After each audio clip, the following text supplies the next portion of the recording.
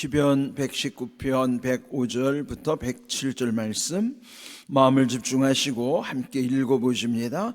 주의 말씀은 내 발의 등이요 내 길의 빛이니이다. 주의 의로운 규례들을 지키기로 맹세하고 굳게 정하였나이다. 나의 곤란이 매우 심하오니 여호와여 주의 말씀대로 나를 살아나게 하소서. 아멘. 성경 말씀 속에는 비유로 해주시는 말씀이 참 많죠. 그러니까 비유라는 것은 무언가를 빗대어서 나에게 교훈해 주시는 말씀이에요. 또 어떤 비교 대상이 있으면은 거기에서 더 깨닫기가 쉽기 때문입니다. 네, 오늘 이 주신 말씀도 보면은 주님의 말씀을 내 발의 등이요 또 내 길의 빛이니이다 이렇게 비유하고 있어요. 우리의 발과 길의 관계를 한번 잘 생각해 보십시오. 우리 발은 늘 길을 가잖아요. 늘 발은 길을 향하여 가는데 그렇다면은 우리의 그 발이라고 하는 것이 마치 내 발에 등이 달려 있을 때, 그럼 그 등이라고 하는 것에는 거기서 빛을 발할 때에, 그런데 내 발의 등인 말씀이 내가 가는 길에 빛을 또 비춰주시는 것이란 말이죠. 그래서 그 말씀은 내 발에는 등과 같은 것이고 내 가는 길에는 그 등에서 비춰지는 빛으로 말미암아 길을 안전하게 가게 하신다는 것이죠. 이런 말씀 비유는 상상력이 필요합니다. 여러분이 한번 상상해 보시는 거예요. 내 발에 등이 있고 그러면 내 발이 가는 길마다 빛이 쫙 비춰진다고 생각해 보십시오. 얼마나 그 모습이 얼마나 든든한 모습일까.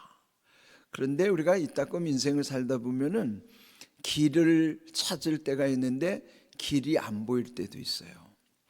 물론 우리가 발로 가는 길만 있는 게 아니라 여러분, 하늘에 비행기 다니는 길도 있죠. 바다에는 배가 다니는 길이 있어요. 하늘에는 뭐 아무것도 없는 것 같고 바다에도 그렇지만은 나름대로 거기에도 다 길이 있는 거예요. 땅에만 길이 있는 것이 아니고 세상에는 다 길이 있는 것이고 또 인생도 자기가 살아가야 되는 자기 삶의 길이 있는 거예요.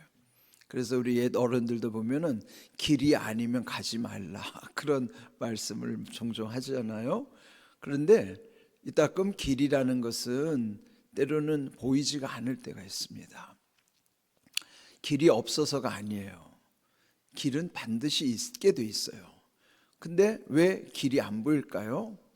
아마 지금은 이렇게 전기불이 밝아서 또 우리 밤에도 가로등이 있으니까 그런 염려를 안 하지만은 예전에 이런 가로등이 없던 시절, 전기가 이렇게 흔하지 않던 시절에는요 깜깜했죠. 지금도 북한은 그렇게 깜깜한 세상인데, 물론 그때도 달빛이 있으면은 어슴풀에 길은 보였어요. 그런데 아예 달이 없는 그런 때가 있죠. 그럴 때는 아주 깜깜합니다. 그렇게 깜깜한 밤에는요 평소에 내가 다니던 길도 찾을 수가 없어요. 그는 무슨 뜻일까요? 길이 없는 것이 아니라 빛이 없기 때문에 길을 볼 수가 없는 것이에요. 세상에 길이 없는 게 아닙니다. 왜 우리가 길을 못 찾는가? 빛이 없어서 길을 못 찾는 거예요. 그렇다면은 이 길을 찾으려면 먼저 빛이 있어야 된다는 것을 늘 기억해야 하는 것입니다. 그럼 이제 오늘 여기에 주의 말씀이 빛이시라는 것이죠. 주의 말씀의 빛이 그게 얼마나 중요한 것인가.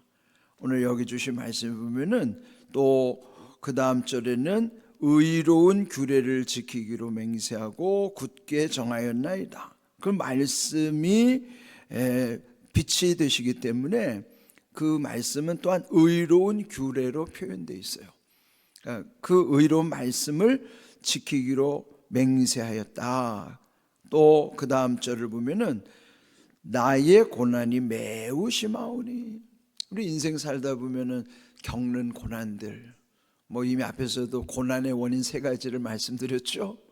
부당하게 억울한 고난을 겪을 때도 있지만은 죄로 인하여 당하는 고난은 너무나 많고, 때로는 하나님이 주시는 선한 고난, 그건 좋은 고난이기 때문에 잘 감당해야 된다, 그렇게 말씀도 드렸어요.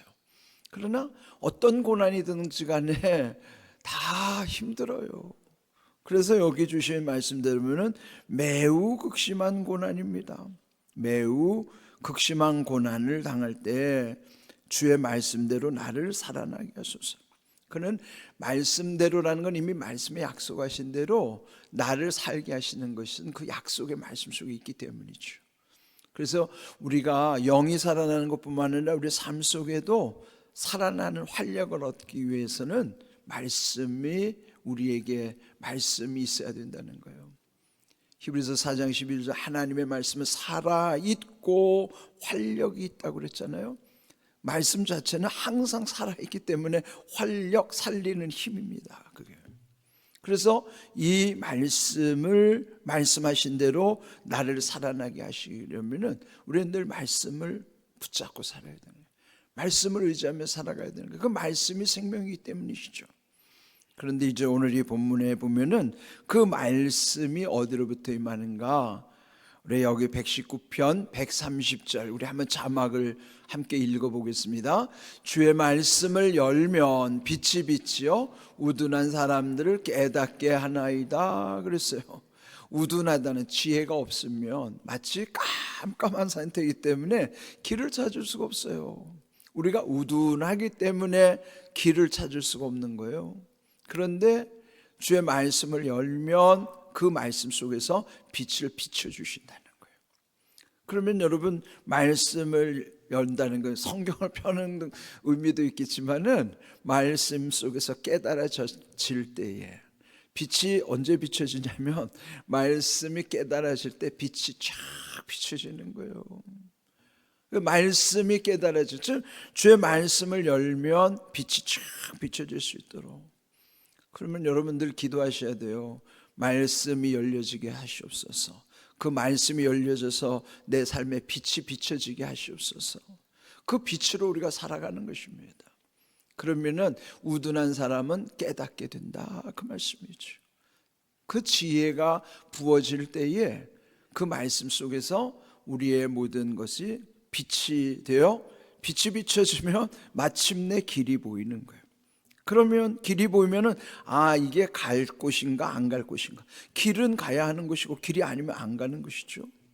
그건 빛이 비춰질 때 분별이 되는 거예요. 깨달아지니까 할 것과 하지 말아야 될 것, 갈 곳과 가지 말아야 할 곳이 분별되는 것이죠.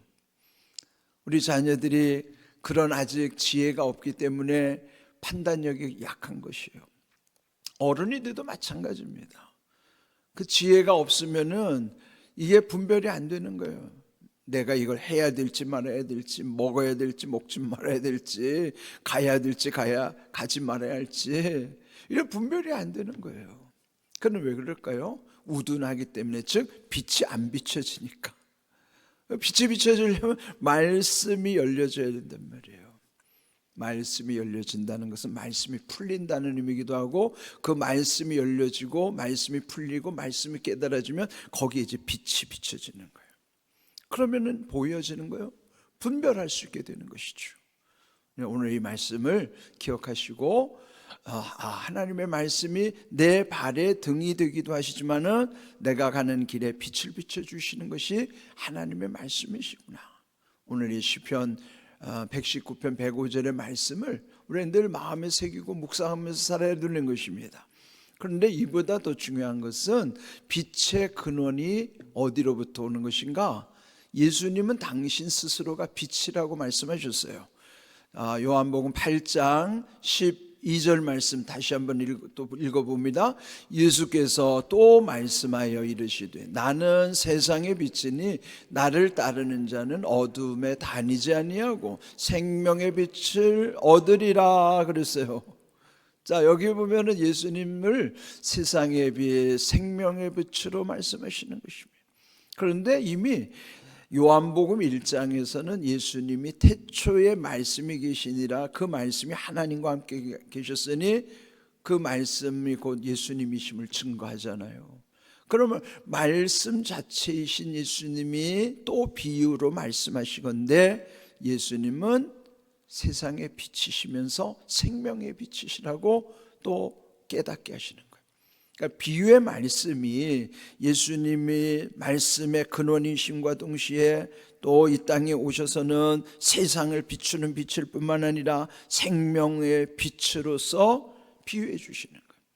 그러니까 비유라고 하는 것은 왜 이렇게 하나를 가지고 다양하게 설명할까? 그러니까 우리는 단순해 가지고요, 딱 하나 보여주면 그것만 본다고요. 우리가 이제 미술 시간에 보면 이 정물화를 그리잖아요. 그러면은 여러분이 앉아 있는 각도에 대해서 이 그림이 다 달리 보인단 말이죠.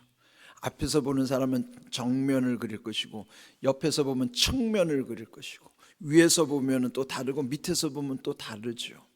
보는 각도에 따라서 이 하나의 사물을 보는데도 보는 각도에 따라서 다 다른데 자기가 보는 것만이 그것이 다라고 생각하면 그건 어리석은 것이죠.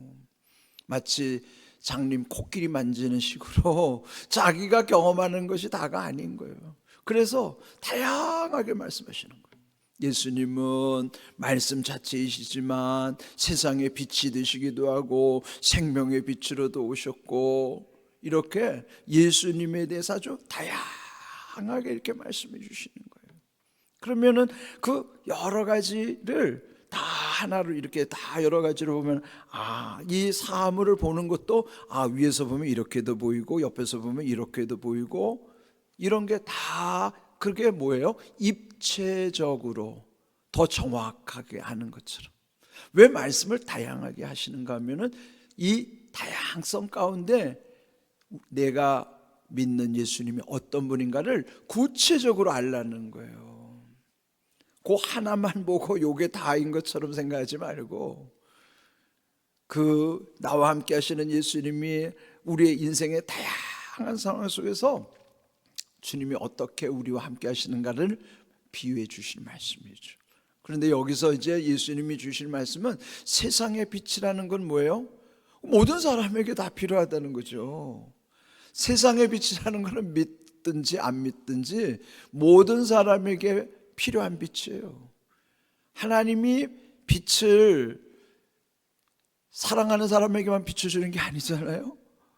빛은 모든 사람에게 고르게 비춰주시는 거예요. 예수님이 이렇게 세상의 빛으로 모든 사람에게, 그래서 예수님은 모든 사람에게 필요하신 분이에요. 누구든지 그래서 예수님을 만나야만 하는 거예요. 세상의 빛으로 오시기 때문이죠. 또 하나, 그분은 생명의 빛이시므로 그 생명은요 영생이에요. 영원한 생명의 빛. 그 영원한 생명의 빛이 천국에 이르게 하는 약속의 빛이란 말이죠. 예수님은 세상의 빛, 생명의 빛이시라는 사실을 기억하십시오. 그러니까 오늘 이 주신 말씀 속에서 주의 말씀은 내 발의 등이요 내 길의 빛이니이다, 이렇게 고백하는 이 성경을 기록한 사람은 하나님에 대해서 얼마나 깊이 묵상하면서 이 고백을 했을까. 주의 말씀, 하나님의 말씀은 내 발의 등이요 내 길의 빛이니이다. 오늘은 이 말씀 한 절만 좀 마음에 새겨졌으면 좋겠어요. 이게 발의 등인지 길의 빛인지 모르겠거든. 일단 하나만, 발등입니다. 발등. 우리 발등 얘기 많이 하잖아요. 내 발의 등, 그러면 나머지는 길의 빛이 보이지 않겠어요? 주의 말씀은 내 발의 등이요 내 길의 빛이니이다. 우리 함께 큰 소리로 함께 읽어보십시다. 시작. 주의 말씀은 내 발의 등이요 내 길의 빛이니이다. 아멘. 그 말씀의 원조이신 예수님이 세상의 빛, 생명의 빛으로 오늘 우리 가운데 역사심을 믿고, 오늘 여기 주신 제목처럼 말씀의 빛, 결국 말씀 자체가 빛이시라는 사실. 여러분 빛 가운데서 여러분의 인생의 길을 잃지 아니하시고, 또 어떤 길을 찾을 때에는 그 말씀의 빛에 비춰져서 여러분이 찾고자 하는 길들이 열려질 수 있기를 바랍니다. 그런 귀한 은혜를 이번 사순절 특별 새벽기도 하나님의 약속을 붙잡고 담대히 나아가는 여러분 모두에게 말씀의 빛이 우리 모두에게 비춰지는 은혜, 그리고 생명의 빛으로 세상의 빛으로 오신 예수님 그분을 인하여 우리 인생의 모든 길들이 다 여러분 안에서 아름답게 열려지는 삶이 되기를 주님의 이름으로 축복합니다. 아멘.